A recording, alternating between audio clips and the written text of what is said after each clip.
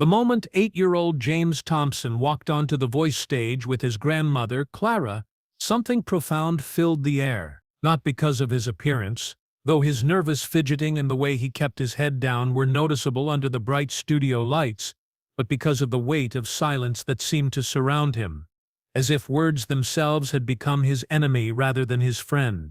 What nobody in that studio knew was that James had been battling severe stuttering since he was 3 years old, a condition that made simple conversations feel like climbing mountains, that turned everyday interactions into sources of anxiety and embarrassment. And what was about to happen would prove that sometimes the most beautiful voices belong to those who struggle most to find their words.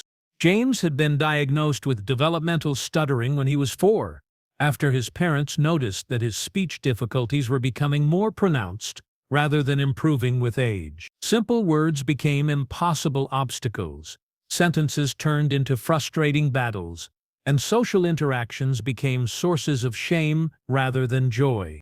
The stuttering had affected every aspect of James's young life. At school, he rarely raised his hand to answer questions, even when he knew the answers. During show and tell, he would shake his head and refuse to participate, rather than face the struggle of speaking in front of his classmates. Ordering food at restaurants became anxiety-inducing experiences that left him feeling defeated and different from other children. But Clara, his grandmother, who had become his primary caregiver after his parents died in a car accident 2 years earlier, had noticed something remarkable about James. While he struggled terribly with spoken words, when he sang, his voice flowed freely, clearly, beautifully. Music seemed to bypass whatever neurological pathways were causing his stuttering, allowing him to express himself with a clarity and confidence that disappeared the moment he tried to speak normally. It's like music unlocks a different part of his brain, Clara had told his speech therapist during one of their sessions. When James sings, you'd never know he has any speech difficulties at all. His voice is pure, strong, confident. It's like he becomes a completely different child. Dr. Sarah Martinez, James's speech therapist, had explained that this phenomenon wasn't unusual. Music and speech are processed in different areas of the brain, she had told Clara. Many people who stutter find that singing allows them to access fluent speech because it engages different neural pathways. For James, music might be more than just a hobby. It could be a form of therapy, a way of experiencing what fluent communication feels like. The suggestion to audition for The Voice had come from James's music teacher at school, who had been amazed by his vocal abilities during the school talent show. While James had been too nervous to speak to the audience before or after his performance, his rendition of Amazing Grace had brought tears to the eyes of everyone in the school auditorium. Clara had been hesitant about the audition, knowing how challenging it would be for James to handle the interview portions and the social interactions that came with television appearances. But James himself had been excited about the possibility, using gestures and written notes to communicate that he wanted to share his voice with a bigger audience. Standing on the voice stage now, James felt the familiar anxiety that came with knowing he would eventually have to speak, have to face the struggle of getting words out while millions of people watched. But he also felt the anticipation that came with knowing he would get to sing, get to experience those precious moments when his voice worked perfectly, when words flowed like water instead of fighting him at every turn. Blake Shelton, Kelly Clarkson, John Legend, and Niall Horan sat in their red chairs with their backs turned, waiting to judge him solely on the merit of his voice. None of them knew his story yet, knew about the daily battle he fought with words, knew that the confident voice they were about to hear belonged to a child who couldn't ask for a glass of water without struggling. James stepped up to the microphone, his hands trembling slightly as he adjusted his position. He had chosen to sing Hallelujah by Leonard Cohen, a song that had become special to him because its slow, deliberate pace matched the way he wished he could speak, with intention, with beauty, with power. When James began to sing, something magical happened.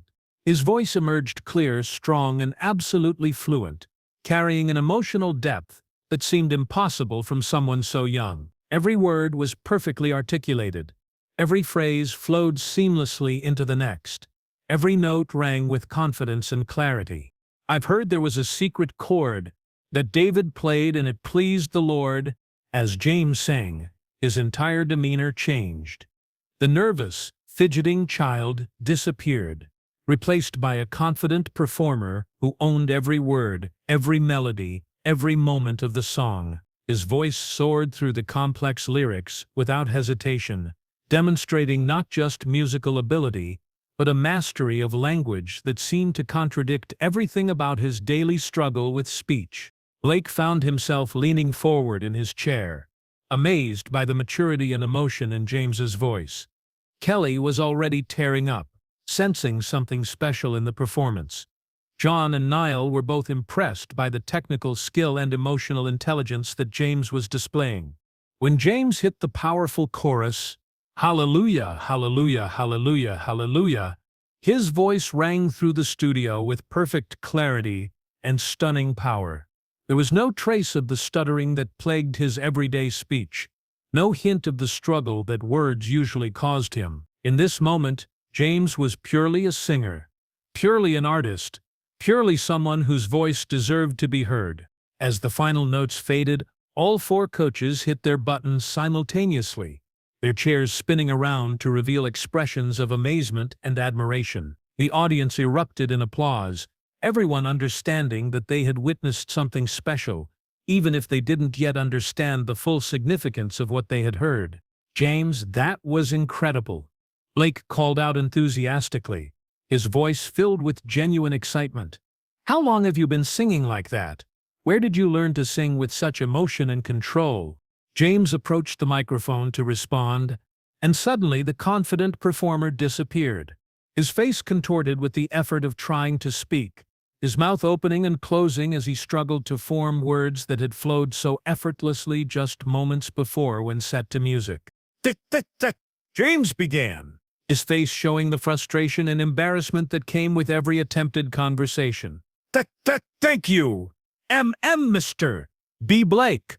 The studio fell silent as everyone processed what they were witnessing. This child, who had just delivered one of the most fluent, articulate vocal performances any of them had ever heard, was now struggling to say a simple thank you.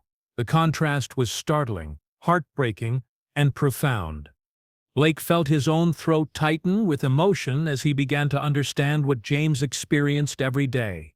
The cruel irony of having a perfect voice for music, but struggling with the most basic verbal communication. The other coaches exchanged glances, all of them moved by the obvious difficulty James was experiencing. "I've been singing since I was a little," James managed to get out, each word requiring enormous effort. "And music makes the words see come easy." Kelly Clarkson, who had been crying throughout the exchange, called out gently, "James, your voice, when you sing, is absolutely perfect. You have an incredible gift." James tried to respond but became stuck on the first sound, his face showing the strain of trying to push words past the neurological barrier that made speech such a challenge. After several attempts, he simply nodded and smiled, unable to verbally express his gratitude. Blake couldn't sit in his chair any longer. Without consulting anyone, without following any protocol, he was up and walking toward the stage, his heart breaking for this young performer who clearly had so much to say, but struggled to say it. "James," Blake said softly as he approached, "can I come up there and talk with you for a minute?" James nodded eagerly, relieved to have someone who seemed to understand that conversation was challenging for him, but still wanted to connect. Blake climbed onto the stage and knelt down so he was at eye level with James. "James, I want you to know something. When you were singing up here, your voice was perfect. Not just good, not just impressive for a kid your age, perfect. And I think I understand now why that is." James looked at Blake with eyes that showed both gratitude for the understanding and sadness about his limitations. "Music is your superpower, isn't it?" Blake continued. "When you sing, you can say anything you want to say, exactly the way you want to say it. Is that right?" James nodded vigorously, his eyes lighting up with the recognition that someone finally understood. Blake stood up, and addressed the audience and the other coaches. Ladies and gentlemen, we just witnessed something extraordinary. James just showed us that there are many different ways to have a voice, many different ways to communicate. When James sings, he doesn't just have a voice, he has one of the most beautiful voices any of us have ever heard. But then Blake noticed tears forming in James's eyes, and he knelt back down. "What's wrong, buddy? Why are you sad?" James struggled for several moments before managing to say, "KK kids at school, LL, laugh at me. They think I'm stupid because I can't talk right." Blake felt his heart shatter as he understood the daily pain this child endured, the way his speech difficulties had been misinterpreted as intellectual limitations, the social isolation that came with being unable to communicate in the way others expected. "James," Blake said, his voice thick with emotion, "those kids don't understand what they're seeing. You're not stupid, you're one of the smartest, most talented kids I've ever met. Your brain just works differently when it comes to speech. But when it comes to music, your brain is absolutely perfect." Blake looked directly into James's eyes. "I want you to remember something. Every time you sing, you're showing the world who you really are inside. Your singing voice is your real voice, the one that shows how intelligent and talented and wonderful you are." James wiped his eyes and managed to whisper, "Or really?" "Really," Blake confirmed, "and I want to make you a promise. Every time you feel frustrated because words are hard, I want you to remember that you have a gift that most people don't have. You can take feelings and ideas and turn them into something so beautiful that it makes grown-ups cry happy tears." Blake stood up and called out to the audience, "James, would you mind singing just a little bit more for us? I want everyone here to understand what I'm talking about when I say you have a superpower."